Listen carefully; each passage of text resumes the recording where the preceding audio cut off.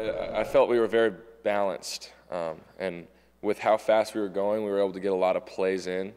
And the way they were playing and the way our O-line and running backs are playing, we just kept feeding it to our running backs, and the line was making great holes, but that was opening up our pass game. And then we'd start passing a little bit, and it'd open up the run game. It was a really good balance. So if we can keep playing like that and continue to sharpen up, we could be pretty good. Obviously, the second half was sharper than the first half. Watching film, what could have been better in the first half to get a little better start for you guys? Well, first of all, we were driving all first half, and then I had that unbelievable play where I fumbled it and took points off the board because we would have either got a field goal or scored on that drive, so that really hurt us. But then, again, just kind of not converting on fourth down. We just need to make those plays happen. And then, yeah, just bogging down a little bit too much, which will happen sometimes, but we need to clean it up and not bog down as much as we have. Did the ball slip on that play, or were you planning on pumping? How did the ball come out? I was kind of deciding whether I wanted to throw it or run it, so I kind of kept bringing it up to throw and then bringing it back down, and then I kind of decided to run and tuck it. And as I was running, I like strided and it hit my thigh board on my leg, and it's just inexcusable. It never happened in practice. Playing around with friends, it's never happened before, but it just can't happen, especially in close games like that. So definitely take full responsibility for that, but it just cannot happen. Nate, you said you like the balance between run and pass. Indiana didn't play at quite your usual fast tempo in the second half. Is that also sort of becoming more balanced? I mean, you're able to play slow and fast both. It seemed like that would almost make you maybe a little bit more difficult to prepare for, because Indiana could go tempo right away, or they could just grind down the field. Absolutely. Coach Wilson, I mean, he kind of was playing games with the other team in the second half, kind of going fast and then kind of going fast and then relaxing a little bit. And with our O-line and running backs, we can kind of set the tone of the game and kind of set the pace. But then again, having that time of possession is huge for our defense as well. And for us, those were demoralizing drives for the other team when we go 99 and then 97 and kind of at a methodical pace. But, I mean, it's good to know that we can do both. We can be methodical and we can also be extremely fast. So I think, like you said, it's going to make us tough to defend, but we need to keep cleaning things up. It depends. I kind of like them both, because playing fast, you kind of get guys a little bit more open and because they're not as ready, but at the same time, it's harder to read coverages when they're not lined up. So you kind of try to key your safeties, but sometimes they're looking to the sideline, then you're a little confused at the snap what they're doing. But there are pros and cons to both of them, so it'll be good if we're good at both. What's it like for you as an offensive player with the defense coming up with as many turnovers as they have in the first 3 games? I mean, that just has to be a great feeling for you as a quarterback. It's huge. It gives us a huge boost of momentum and confidence, especially when we have good field position. Like that interception, the second interception by Crawford was huge. We feel like when we get a turnover like that, all the momentum's on our side, we feel like we can't not score.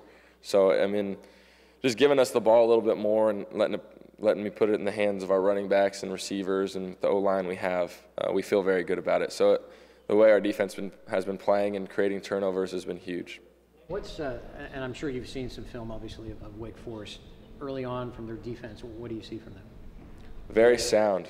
Historically, they've been a very good defense. There are a lot of quarters going to stop our run, or at least try to. And so we're going to have to really, bring our A game again. No slouch really in college football, but this team especially has kind of been known for their defense. A lot of game planning we still have to do, but we definitely respect this opponent very much and know that we have to play to the best of our ability. Does Nor's experience down there help at all? Do they run stuff similar to what he ran when he was there? Some of the same personnel, any of that stuff? Not necessarily. They were more 3-4 when he was there, and now they appear to be more 4-3.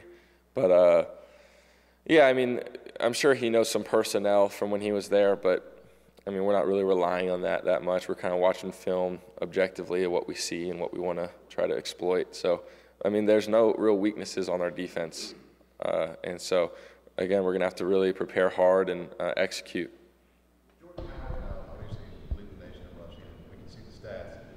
From your vantage point, when you see him go to the line, what are the one or two things maybe underrated or maybe that you see that stand out that maybe we don't see sitting up in the press box? He has great vision. He sees cuts, he knows where cuts should be, and he trusts our offensive line and our tight ends and receivers to block downfield. And they've been doing an unbelievable job. He's also very, very balanced. He can take a hit, keep his feet, make a cut. Again, it's unbelievable to see. And another thing, I mean, you can obviously see from the sideline or from the press box, but he does not fall backwards ever. If he hits somebody at the line of scrimmage, he'll get 2 or 3, maybe 4 yards. You'll never see him get a negative run play. So, again, like I've said a million times, the way he runs really opens up our playbook to get third and manageables, third and second and manageables where we can take shots when it's second and short or things like that. So we got to keep him rolling, keep our offensive line playing the way they are, and keep cleaning things up, and we have a chance to be pretty good. Your first road trip of the year, how are you going to, you're a senior, tell these younger guys how to put in energy on the road? Yeah, it's something that some of these guys are going to have to experience for themselves, but we're going to try to explain to it as much as we can, kind of go in a different cadence, silent cadence. And I've always kind of liked going road games. I mean, I love playing in front of our fans, but there's something special about kind of going with just your few teammates, your coaches, kind of us against the world. So there's kind of a level of camaraderie. The team gets closer on away games, I think, because you're just together in a hostile environment. So, I mean, they just need to understand that, I mean, it can get loud, and but also it's us against the world, and we have to link arms and stick together. So I think they'll be all right. From the first game to the third game, the tight end receptions have gone up from like 2, 4 to 6. Is that just you guys trying to make that happen, or is it just kind of what's happening during the game and those guys are getting open? We're game planning it a little bit more, but they're also making great plays, and I'm finding them a little bit better. I need to continue to incorporate them in our offense, keep getting to them on progressions and things like that. But I mean, we feel great about the guys we have. We have 4 very good tight ends, and 2 of them are kind of known as more pass catchers, 2 are more known as blockers, but they can all catch the ball and all block. They're all uniquely talented in their own way, and they're a big strength of our team. So we're going to continue to try to implement them to our offense, and I think all 4 of them can continue to make a big impact. How big is it for the offense and for the passing game for them to get open down the middle to kind of so teams can't kind of shade you to the edges and take away some of the plays like Ricky or some of the receivers?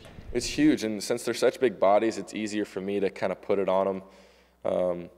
Like you said, when you got 4 verticals instead of 3 verticals and one of them staying in to block, they can only cover so much of the field and kind of have to space it out. So, but again, they're playing extremely well, and they're complementing our running backs and our other receivers so well that the balance of our offense is good. Not just run pass, but specific players stepping up. So, again, I mean, a lot of work to continue to do, but I like where we're headed. What makes Dan Feeney so good? Coach Wilson talks about him a lot as being the most consistent player. What do you see from him? Dan Feeney, I've said before, if you were to try to create an offensive lineman, you'd create Dan Feeney on the field, off the field. He brings it every day to a lift, to practice, to meetings, to film, in the locker room, playing ping pong. Like, everything he does is just very intense and very, selfless. Like, every game he's just talking about, like, how big holes he's going to make for the running backs and how long of protection I'm going to have. So, he sets the tone with that O-line as well, and Coach Fry does a great job with them as well. But, they're all very talented. Just how talented Dan is and the level of care and just work habits that he has is what makes him so special.